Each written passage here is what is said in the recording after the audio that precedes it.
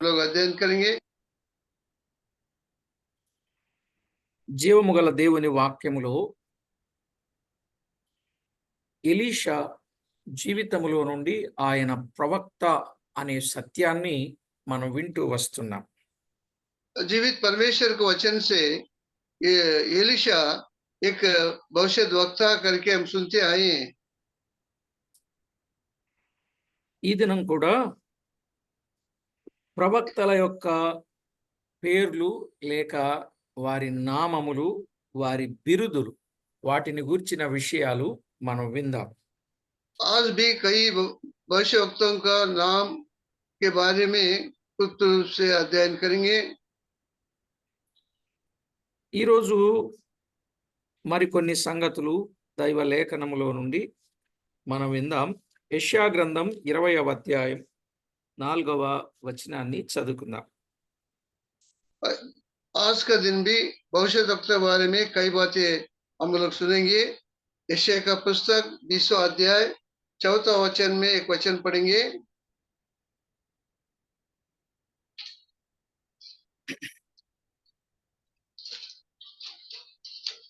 ఇర్మియా గ్రంథంలో నుండి इर्मिया का వచనాన్ని మనం చదువుకుందాం. ఇర్మియా గ్రంథం इर्मिया का पुस्तक 20वां अध्याय 4वां वचन 26వ అధ్యాయం 5వ వచనం. इर्मिया का पुस्तक से 26वां अध्याय और 5वां वचन पढ़ेंगे। మీరు నా మాటలు విని నేను మీకు నియమించిన ధర్మశాస్త్రం అనుసరించి నడుచుకొనుడనియు నేను పెందలకడ లేచి పంపుచున్న నా సేవకులకు ప్రవక్తల మాటలను అంగీకరించుడనియు నేను మీకు ఆజ్ఞయగా మీరు వినకపోతిరి అన్నాడు.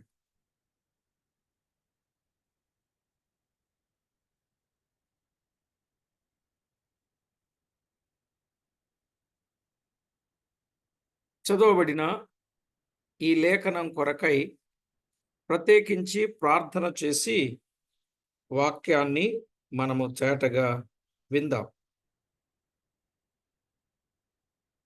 సర్వాధికారి అయిన మా ప్రియ ప్రభువా, స్తోత్రార్హుడవైన మా దేవా, మీ గణనామమునకు వేలాది వందనములు, కోటాను కోట్లు స్తుతులు స్తోత్రములు చెల్లిస్తున్నాం. చదవబడిన లేఖన భాగమును దీవించి మా అందరితో చేటగా మాట్లాడి మీ నామమునకే మహిమ ఆపాదించుకొనమని కోరుచు మా ప్రభు అయిన యేసు క్రీస్తు అమూల్యమైన నామమున స్తోత్రము చెల్లించి ప్రార్థించి వినయులమై వేడుచు ఉన్నాము తండ్రి. ఆమేన్.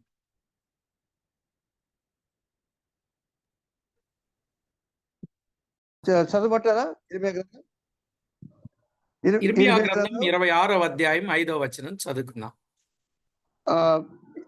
इर्मिया का पुस्तक 26वां अध्याय 5वां वचन पढ़े हैं। वहां पर यह लिखा है, और ना मेरे दास भविष्य वक्तों के वचन के पर कान लगाओ, और जिन्होंने तुम्हारे पास बड़ा फल करके बेचा गया है, परंतु तुमने उसकी नहीं सुनी। చదవబడిన ఈ మాటలో వ్రాయబడినటువంటి సంగతిని మనము గమనిస్తే నా సేవకులకు ప్రవక్తల మాటలను అనే మాట మనం చూస్తున్నాం.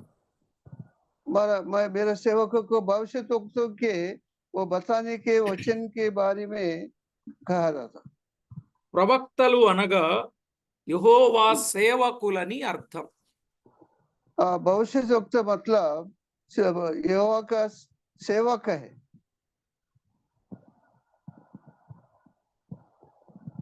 అలాగునని ఆమోసు గ్రంథం 3వ అధ్యాయం 7వ వచనం.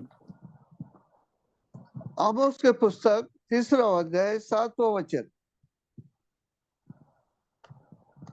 తన సేవకులైన ప్రవక్తలకు తాను సంకల్పించిన దానిని బయలుపరచకుండా ప్రభువైన యెహోవా ఏమీయు చేయడు అనే మాట చూస్తున్నాం. जैसा लिखा है वचन में, जो भविष्य वक्तों ने जिन्होंने बताया तो इसी तरह जो कुछ भी बताया उसका बिना परमेश्वर कुछ చూసారా? సేవకులు అనంటే ప్రవక్తలు. అయితే ఈ सेवक मन సేవకులైన ప్రవక్తలకు తాను సంకల్పించిన దానిని బయలుపరచకుండా ప్రభువైన యెహోవా ఏమీయూ చేయడు అని మాట్లాడుతూ ఉన్నాడు. परमेश्वर ने जो यहोवा ने जो भविष्यवक्ता को बिना बताने से कुछ नहीं करता। ప్రియులారా, సేవకులు అనగా ఫలానా పని చేయుటకై దేవుని చేత ఏర్పరచబడిన వారు అని అర్థం.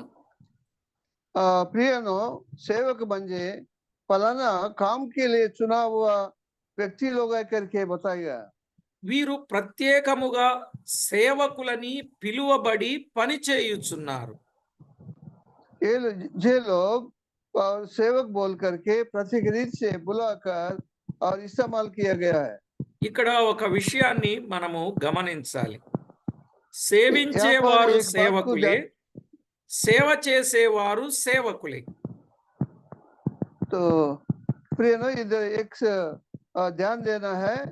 सेवा परमेश्वर ने चुना है, वो लोग सेवक है और भविष्यवक्ता भी सेवक है। అంటే ప్రభువును ఆరాధన చేసేవారు సేవించేవారు సేవకులు. అదే సమయములో సేవ కొరకు ప్రత్యేకింపబడి ప్రతిష్ఠించబడినటువంటి వారు సేవకులే. प्रभु को आराधना करने वाला वो लोग भी सेवक लोग हैं और प्रत्येक रीत से प्रभु चुन करके और इस्तेमाल कर भविष्यवक्ता भी और उनका चुना हुआ है। ఇప్పుడు సేవించేవారు తెచ్చి దేవుని సేవ కొరకు ఇస్తే ఈ మరొక సేవకులైన వారు ఉన్నారే, ఈ సేవకులైన వారు వీరికి సేవా ప్రతిష్ఠ జరిగింది గనుక వారు అర్పించే వాటి చేత వీరు పోషించబడేవారు. ఈ క్లారిటీ మనకుంటే చాలు. यहाँ पर तो ऐसा ध्यान देना चाहिए कि जो सेवा करने वाला है और प्रभु का सेवक में प्रत्येक रीत से रखा गया भविष्यवक्ता के पास उनको अर्पण ला के देने से और सेवा वो लोग कर सकते हैं। అలాగూ నేడును కొంతమంది ప్రత్యేకముగా ప్రతిష్ఠించబడి పనిచేయుచూ ఉన్నారు. आज भी कई लोग प्रत्येक रीति से अलग होकर और सेवा कर रहा है। ఆ పని నమ్మకంగా సంపూర్ణంగా చేయువారై ఉండవలెను. और उस काम को और एकदम ईमानदारी से करने के लिए होना चाहिए। యోహాను రాసిన సువార్త 4వ అధ్యాయం 34వ వచనం. यूहन्ना सुसमाचार 4 अध्याय 34 वचन 17వ అధ్యాయం 4వ వచనం. और 17 वचन और 4 वचन। యేసు ప్రభువు చక్కని మాదిరిని మనం అక్కడ చూస్తూ ఉన్నాం. यीशु मसीह का जो नमूना वहां पर देखते हैं। యేసు వారిని చూచి నన్ను పంపిన వాని చిత్తము నెరవేర్చుటయు ఆయన పని తుదముట్టించుటయు నాకు ఆహారమై ఉన్నది. పంపిన వాని చిత్తము నెరవేర్చేవాడు సేవకుడు. यीशु ने उनसे कहा मेरा भोजन यह है कि अपने वो भेजने वाले की इच्छा के अनुसार चलूं और उसका काम पूरा करूं। ఆయన పంపిన పనికి మనము సిద్ధపాటు లేకుండా ఆయన చిత్తము నెరవేర్చకుండా ఉంటే ఆయన సేవకులం మనము కాలేము. उन्होंने जो उनका दिया हुआ काम नहीं कर सकता है अलग होके तो फिर हम लोग सेवक नहीं हो सकते। మరొక విషయం యోహాను సువార్త 17వ అధ్యాయం 4వ వచనంలో और एक वचन यूहन्ना सुसमाचार और 4 वचन में ऐसा लिखा है स्लाइड इन। అక్కడేమనుందంటే हाँ తండ్రి क्या నీవు लिखा है? నాకు అప్పగించిన పని నేను సంపూర్ణముగా చేయుటకు సంపూర్ణముగా నెరవేర్చి భూమి మీద నిన్ను మహిమపరచితిని అన్నాడు. जो कार्य तूने मुझे करने को दिया था उसे पूरा करके मैंने पृथ्वी पर तेरा महिमा की है। కనుక సేవకుడు దేవుడు ఏదైతే చేయటానికి పని అప్పగించాడో దానిని సంపూర్ణంగా నెరవేర్చి దేవుణ్ణి మహిమపరచాలి. అది तो సేవకుడు అంటే. सेवक जो बोलते हैं उन्होंने और जो परमेश्वर ने दिए हुए काम को पूरा तरह से करके प्रभु को महिमा करने वाला होना चाहिए। అలాంటి సమయంలో తన ప్రాణాన్ని కూడా ప్రియంగా ఎంచుకోకూడదు. అపోస్తల కార్యాలు 20వ అధ్యాయం 24వ వచనం. प्रेरित वचन 20वां अध्याय 24 वचन में ऐसा लिखा है। ఏమంటాడు అక్కడ? क्या बोल रहे हैं वहां पर? నా పరుగును తుదముట్టింపవలెనని కృపాసువార్తను గురించి, దేవుని కృపాసువార్తను గురించి సాక్ష్యమిచ్చుటయందు నా పరుగును నేను ప్రభువైన యేసు వలన పొందిన పరిచర్యను తుదముట్టింపవలెనని నా ప్రాణమును నాకెంత మాత్రమును ప్రియమైనదిగా ఎంచుకొనుట లేదు అన్నాడు. वहां पर लिखा है, परंतु मैं अपने प्राण को कुछ नहीं समझा था कि उसे प्रिय जान। కనుక ప్రభునందు ప్రియులారా, मैं अपनी दौड़ को और उस सेवा को पूरी करूं जो ने परमेश्वर ने मेरे को भेजा, अनुग्रह के सुसमाचार पर गवाही देने के लिए प्रभु यीशु से पाई है। కనుక ప్రభునందు ప్రియులారా, దైవ గ్రంథంలో వ్రాయబడినటువంటి మాట పరిచర్య కొరకు ప్రాణాన్ని లెక్క చేయలేదు, అది తుదముట్టించవలెనని ఆయన ఎంతో కోరినట్లుగా మనము చూస్తున్నాం. प्रभु के वचन में लिखा गया, प्रभु ने परमेश्वर ने दिया हुआ जो काम को पूरा करने के लिए और अपना प्राण को भी त्याग करने के लिए सिद्ध होना चाहिए। అలాగే తిమోతికు రాసిన 2వ పత్రిక 4వ అధ్యాయం 6-7 వచనాలలో పౌలు అనుభవంలో నుండి శ్రేష్టమైన మాట చెప్పుచున్నాడు. చూడండి. दूसरा तिमोथी का पुस्तक 4वां अध्याय 6वां और 7वां वचन में से लिखा है, उनका अनुभव से उन्होंने कहा है, నేనిప్పుడే పానార్పణముగా పోయబడుచున్నాను, నేను వెడలిపోవు కాలము సమీపమయ్యున్నది, మంచి పోరాటము పోరాడి తిని, నా పరుగు కడ ముట్టించి తిని, విశ్వాసము కాపాడుకుంటిని అన్నాడు.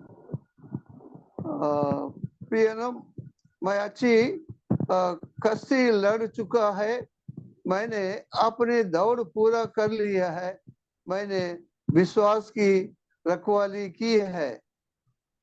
కనుక ప్రభునందు ప్రియులారా,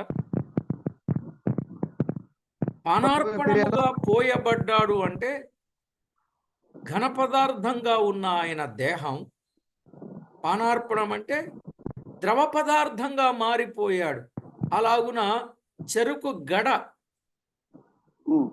ఆ యొక్క చెరుకు మిషన్లో పెడితే ఎలాగైతే నలిగిపోతుందో అలాగున నలిగిపోయాను దేవుని కొరకు అనే భావాన్ని చూస్తున్నాం. इस तरह हम लोग समझते हैं कि जब उनका देह को प्राणार्पण किया, मतलब जो गन्ने को लेकर गन्ने के मिशन में डालने के बाद में रस आता है, ऐसा प्राणार्पण हो गया करके उन्होंने कहता है।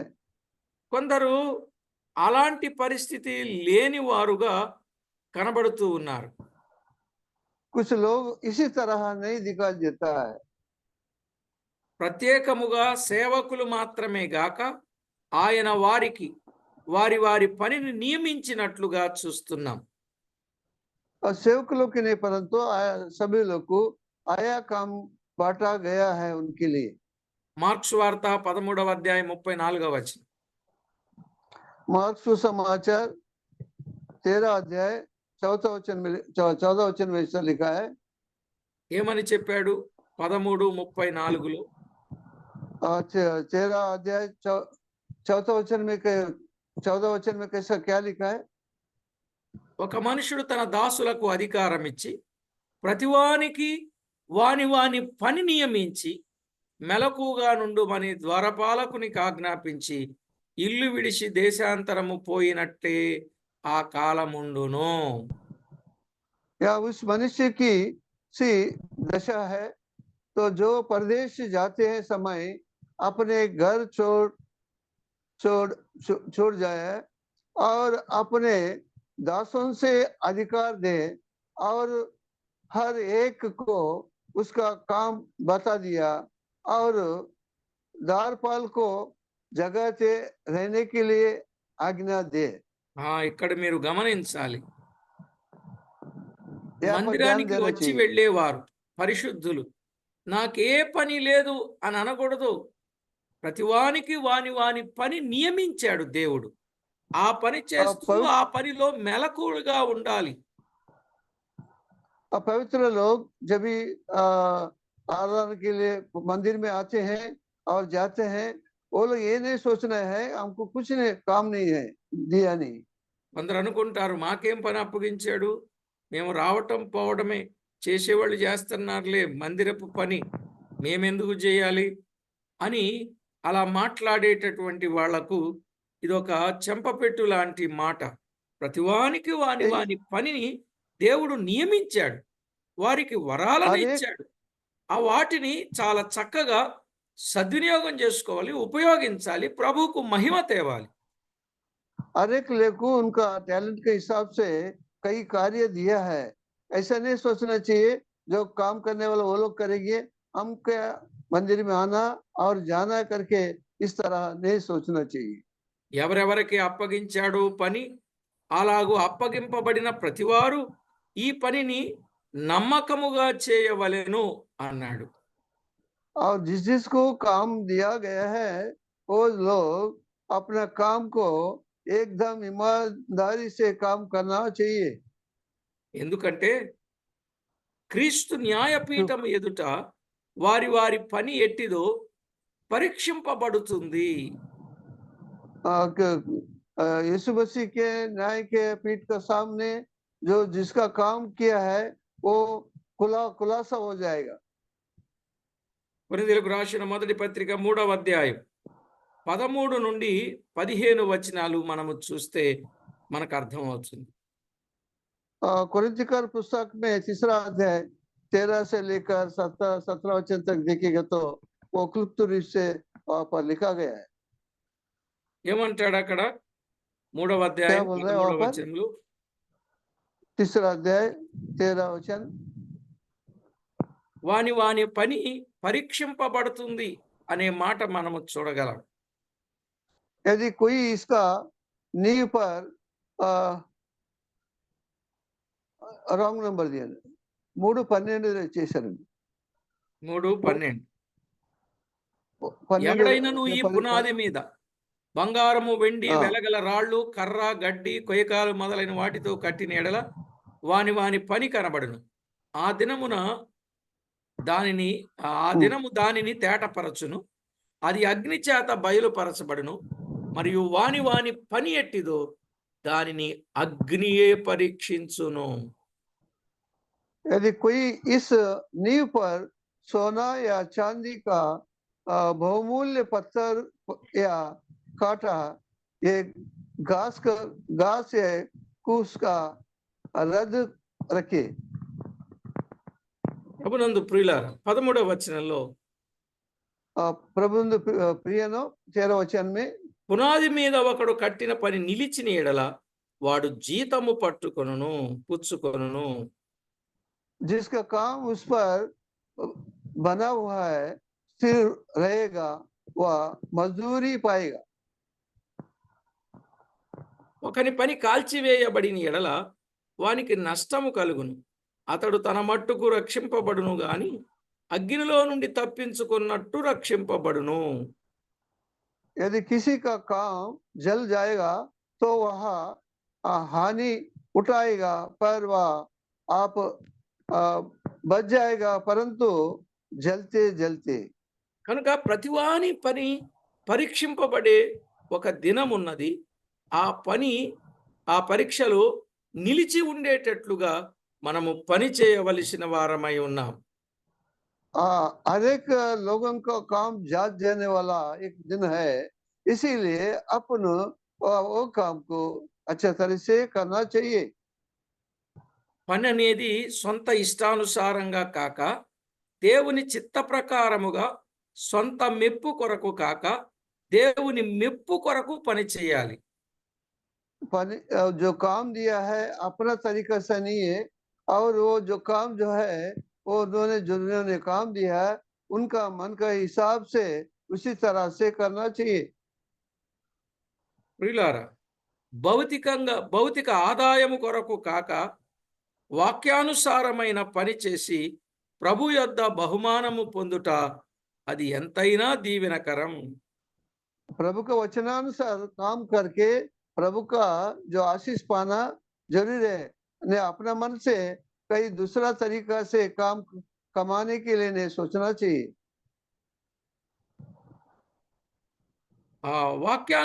వాక్యానుసారమైన జీవితం కలిగి పని చేస్తే ప్రభు దగ్గర తప్పకుండా పని చేసిన ప్రతి వ్యక్తి కూడా దీవెన పొందుతారు.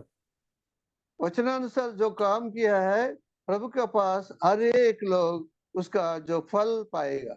ఆయన జీతం తీసుకొని రాబోతూ ఉన్నాడని ప్రకటన 22:12లో ఉన్నది. उन्होंने उनका वेतन लेके आ रहा है करके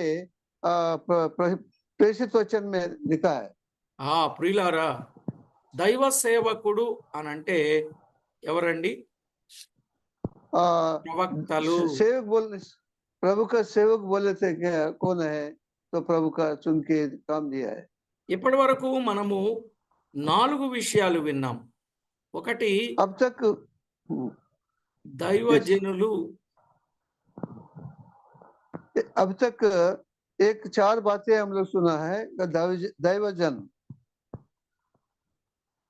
ఇక ప్రియులారా, 2 దీర్ఘదర్శులు. दीर्घदर्शी करके वो भी सुना। 3 కావలివారు. रखवाली करने वाला करके सुना। 4 యెహోవా సేవకులు. चौथा बात है कि यहोवा का सेवक है। ఇంకా మిగిలిన సంగతులు తర్వాత పాఠంలో విందాం. ప్రవక్తల నామములు మనము కొన్ని క్లుప్తంగా వింటున్నాం. మరి నిజంగా దేవుని పేరట ఎలీషా గొప్ప సేవ చేసిన సేవకుడు ఆయన. प्रियनो, आगे समय पर और उनका नाम के बारे में हम लोग अध्ययन करते हैं। एलीशा जो भविष्यद्वक्ता है, प्रभु का महिमा के लिए कई बातें अच्छे काम किया, वो सेवक है। యెషయా గ్రంథంలో ఎన్నో సంగతులు వ్రాయబడ్డాయి. సేవకుడు అనంటే యేసుక్రీస్తు అక్కడ తేటగా కనబడతారు. 42వ అధ్యాయం 1వ వచనములో.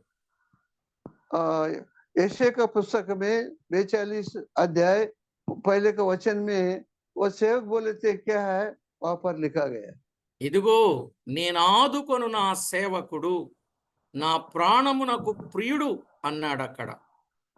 ये जो मेरा सेवक जो है मेरे प्राण के लिए प्रिय है ऐ करके बताया वहां पर। కాబట్టి ప్రభునందు ప్రియులారా, ఆ రోజు ఆయన సేవకులైన వారిని ఆయన చక్కగా ఉపయోగించిన తీరు విశేషమైనదిగా మనము చూడవచ్చు.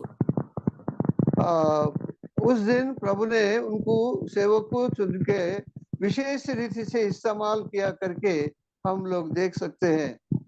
సరేనండి, ఎలీషాను దేవుడు వాడుకున్నాడు, ఏలియాను దేవుడు వాడుకున్నాడు. మరి విశేషంగా యేసుక్రీస్తు ప్రభు వారిని లేఖనాలను మనము గమనించినప్పుడు ఆయన వచ్చిన పని ఆయన చక్కగా చేసి తండ్రిని మహిమపరిచినట్లే ఈనాడు ప్రతి ఒక్కరు దేవుణ్ణి మహిమపరిచేవారుగా ఉండాలి. जैसा एलीशा ने काम अच्छे से तरह से किया और एलिया भी अच्छे तरह से